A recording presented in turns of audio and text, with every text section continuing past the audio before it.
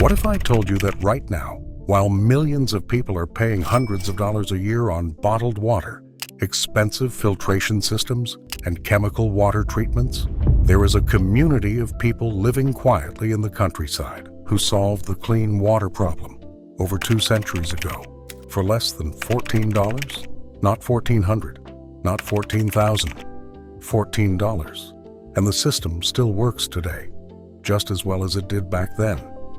That community is the Amish, and what they figured out about water is something that most people in the modern world have completely forgotten, or were never taught in the first place.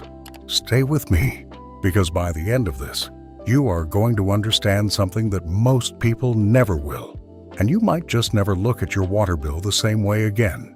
Let us start with a question that almost nobody thinks to ask. Where does your water actually come from? Most of us have a vague idea. Some reservoir somewhere, treated at a facility, piped to our homes. We turn the tap, water comes out, we trust it is clean. But here is the uncomfortable truth.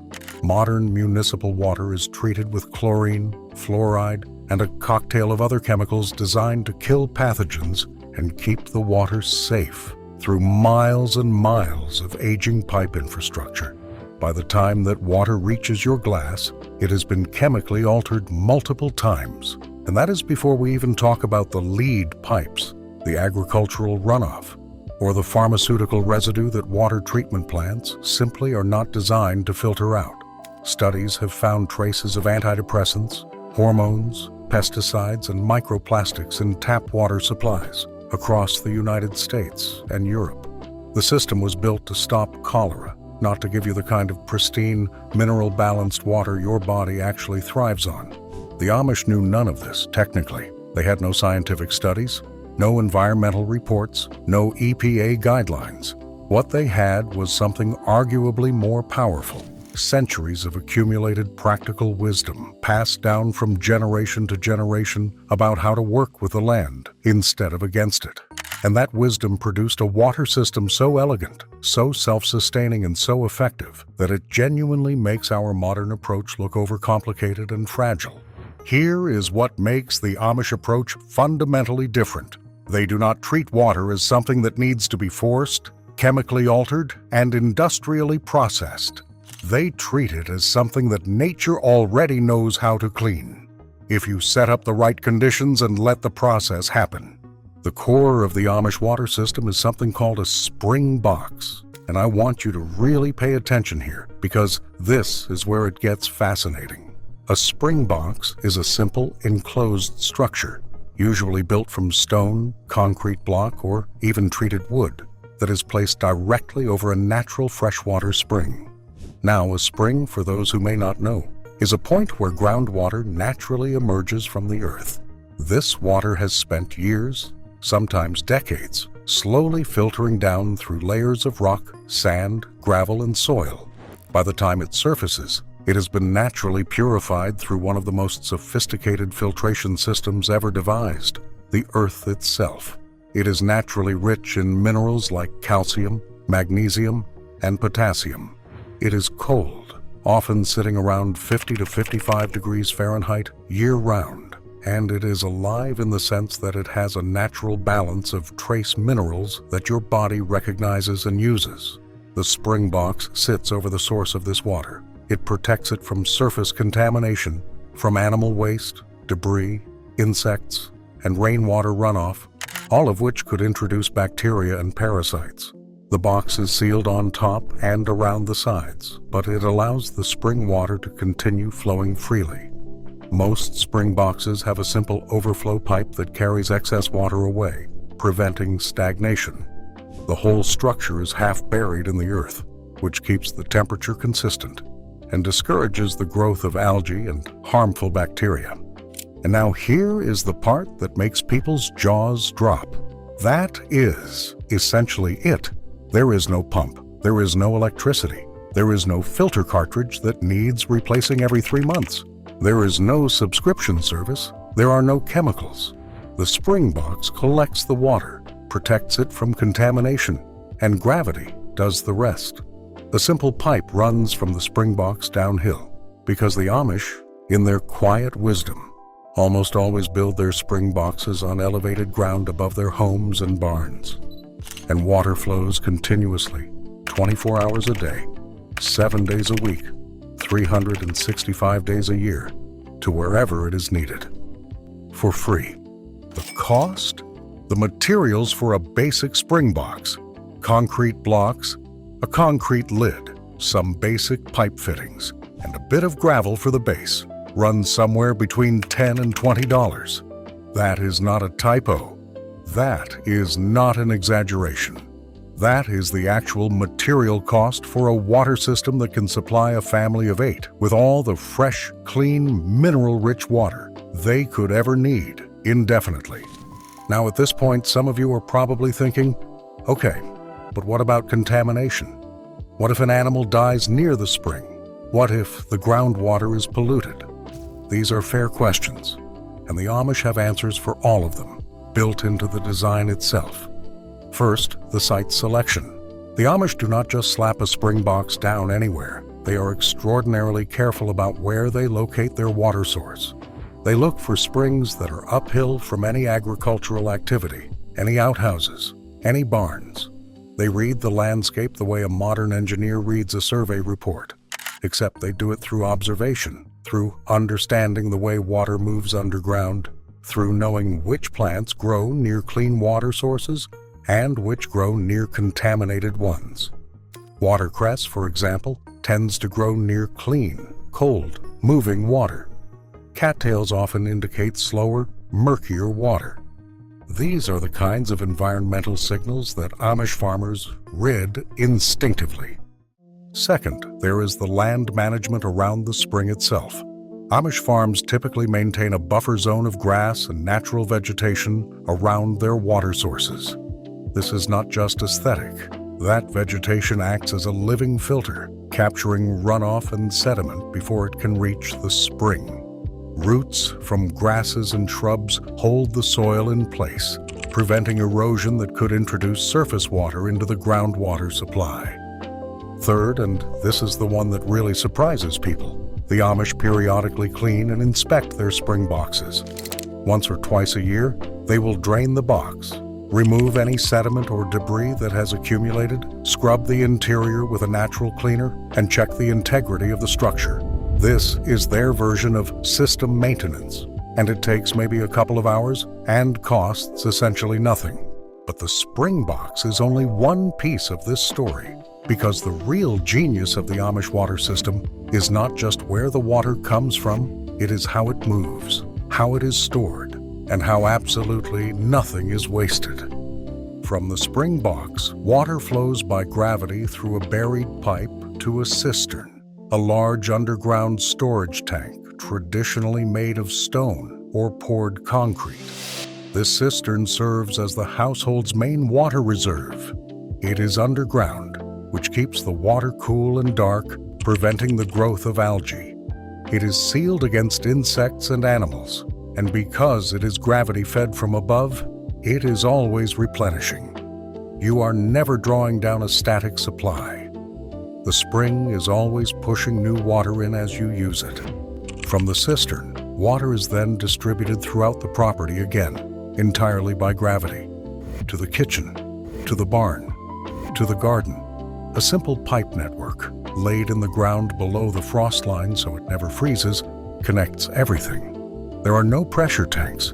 There are no electric pumps. There are no pressure regulators. The water pressure is simply the result of elevation, the height difference between the cistern and the point of use. If your cistern is 20 feet higher than your kitchen faucet, you have 20 feet of head pressure pushing water to you all day, every day. Think about how radical that is. Think about how dependent modern life has become on the electrical grid just to access water. If the power goes out in most homes today, the water stops almost immediately because the pumps stop. But on an Amish homestead, the water keeps flowing, whether the power is on or off, because there is no power involved in the first place. The system is inherently resilient. There is almost nothing that can fail. And here is where this connects to something much bigger than just one Amish family on one farm. We are living in an era of increasing water insecurity. Climate change is shifting rainfall patterns. Aquifers that took thousands of years to fill are being depleted in decades. Aging municipal infrastructure is failing in cities across the developed world. Flint, Michigan was not an anomaly. It was a warning. There are hundreds of cities with aging lead pipes carrying water that nobody has tested thoroughly in years. Meanwhile, bottled water, which we have all been conditioned to see as the safe alternative, produces 50 billion plastic bottles of waste in the United States alone every single year, and studies show that many bottled water brands are simply repackaged tap water anyway. The Amish did not engineer around these problems. They never created them in the first place. Now, let us talk about something that I know a lot of you are wondering about. Is this actually drinkable? Is naturally sourced spring water safe? And here is where the science gets really interesting. Numerous studies have shown that naturally filtered groundwater from protected springs is among the safest water on the planet, often safer than treated municipal water.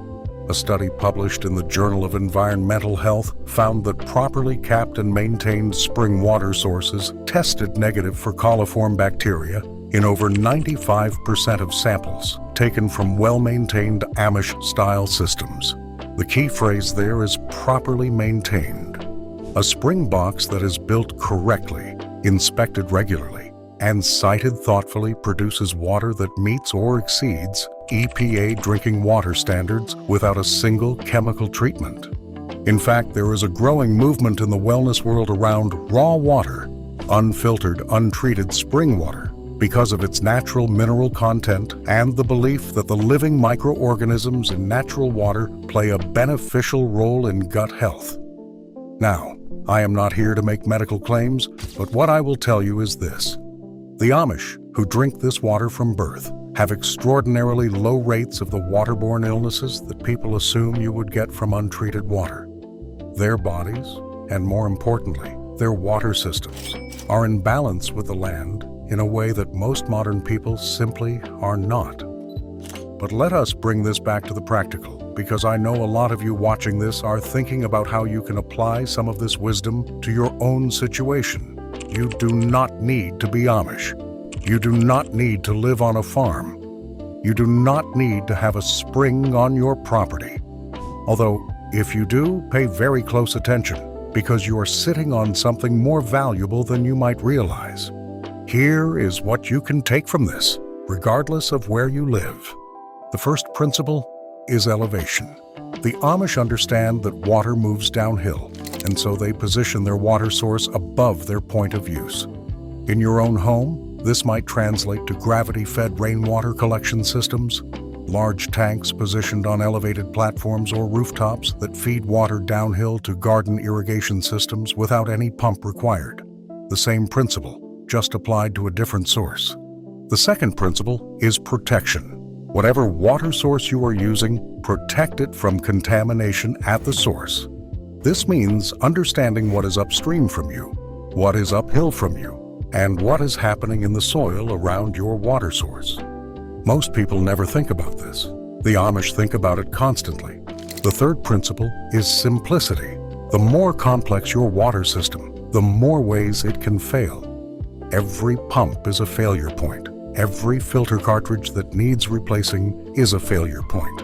Every chemical treatment introduces something that was not in the water before. The Amish have designed their systems around the principle that the fewer moving parts, the better, and 200 years of history have proven them right. The fourth principle is observation. The Amish read their land. They watch where water collects after rain. They notice which areas stay wet in summer and which dry out. They know their property in a way that most modern people never know, even the inside of their own homes. This observational relationship with the land is what allows them to identify clean water sources, to spot contamination before it becomes a problem, and to make adjustments before anything goes wrong.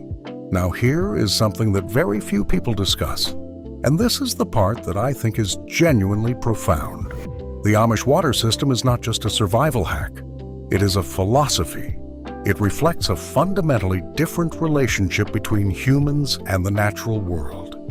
The modern approach to water says, take water from wherever we can get it, run it through industrial processes until it is technically safe by our defined standards, pipe it across hundreds of miles of infrastructure, and sell it back to people for a monthly fee.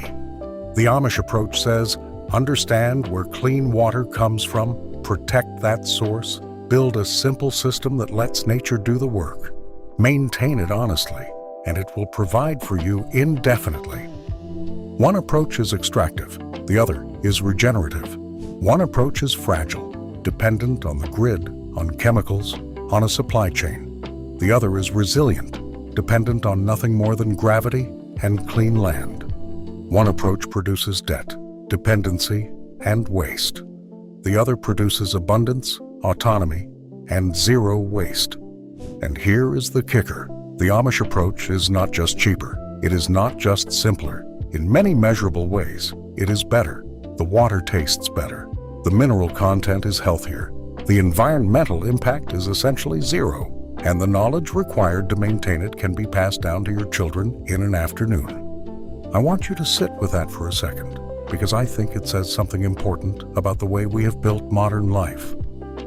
We have outsourced so many fundamental skills: growing food, preserving food, building shelter, sourcing water, to corporations and governments, in exchange for the convenience of not having to think about them. And that convenience has come at an enormous cost, not just financially, but in terms of our resilience, our autonomy, and our connection to the land. The Amish never made that trade. And while the rest of the world worries about rising water rates, aging infrastructure, and contaminated aquifers, Amish families are walking out to check their spring boxes, running their hands over the stone walls their great-grandfathers built, and filling up a glass of some of the cleanest water on the continent. There is one more piece of this that I have not talked about yet, and it might be the most important one. The Amish do not patent their systems. They do not sell courses on how to build a spring box. They do not monetize their knowledge. They share it freely, neighbor to neighbor, family to family, generation to generation. When a young Amish couple sets up their first homestead, the older men in the community come out and help them find their spring. They help them build the box. They show them how to lay the pipe. And then they go home, and the next generation knows what they know. That culture of freely shared practical knowledge is itself a kind of infrastructure, one that cannot be bought, that does not depreciate, that does not fail when the grid goes down. It is the invisible backbone of Amish self-sufficiency, and it is something that the rest of us lost somewhere along the way. Start thinking about water security the way the Amish think about it, not as something you consume, but as something you steward. If you have any outdoor space at all, explore rainwater collection. Understand your local regulations around it. In many states, it is not only legal, it is actively encouraged. A simple 200-gallon rainwater collection tank can supply a family with all the water they need for gardening and outdoor use without touching the municipal supply at all. And if you have land, any land, walk it after a heavy rain. Watch where the water goes. Look for places where water seeps up naturally. Look for areas of unusual green growth in dry conditions. You might be sitting on a natural spring and not even know it. The Amish have a saying, and it captures everything I have been trying to tell you in this entire video. They say that a man who knows his land never goes thirsty. Think about that. Not a man who owns his land. Not a man who bought his land. A man who knows his land. Knowledge, observation, relationship. That is the whole system, really. $14 of concrete and pipe, and 200 years of knowing exactly where to put it. If you found this genuinely useful, and I hope you did, please share it with someone who is interested in self-sufficiency, homesteading, or just living a little more intentionally. The knowledge in this video is free. It has always been free. The Amish would want it that way. And subscribe if you want to keep going deeper into the practical wisdom that modern life has forgotten, because we are just getting started.